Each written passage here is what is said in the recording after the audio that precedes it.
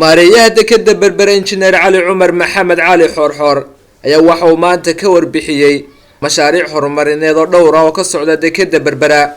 kuwaas oo ay ka mid yihiin qaybtii labaad ee ballaarinta dekeda berbera taasi oo muddooyinkii u dambeeyay dhismaheedu ka socdo dekeda caalamiga ee magaalada berbera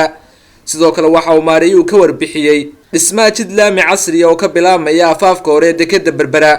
kaas oo dhererkiisu yahay 1 kiiloomitir ayaa waxa maareeyuhu ka waramay ahmiyadda uu jidkani u leeyahay dekeda caalamiga ee magaalada berbera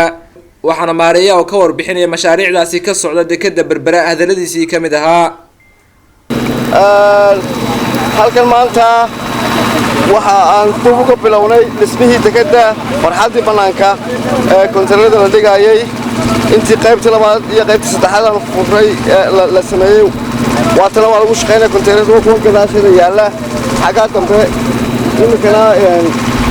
imikana saakana waxaan dib u bilownay dhismaha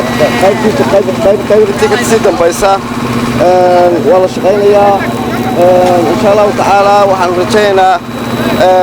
may in qayb badan furmi doonto haddii la yidhaahdo 18 May aan ku beegi doono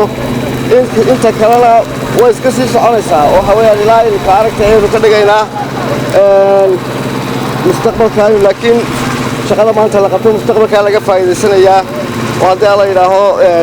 mid kastoo dekeda berbera uga baahdaa uu doonaya service ka fiican kii hore loo qaban jiray waxaan kaloo ka shaqeynay albaabka dekeda hore oo aan hagaajinay oo iyadana baadil disi doonto aan salaamayaa shacabka koosama wadada albaabka hore ka soo gashay dekedana waanu samaynay oo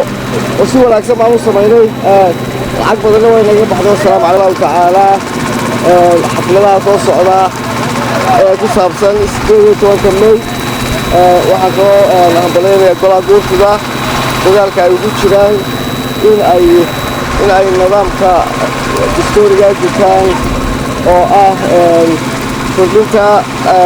waqtiga dowladda haddii la yidhaahdo waan ku hambalyeynaya asalaamu calaykum waraxmatullahi wabarakaatu Khalid Xasan Kharash telefishinka madaxa bannaan ee Bulsha TV magaalada Berbera.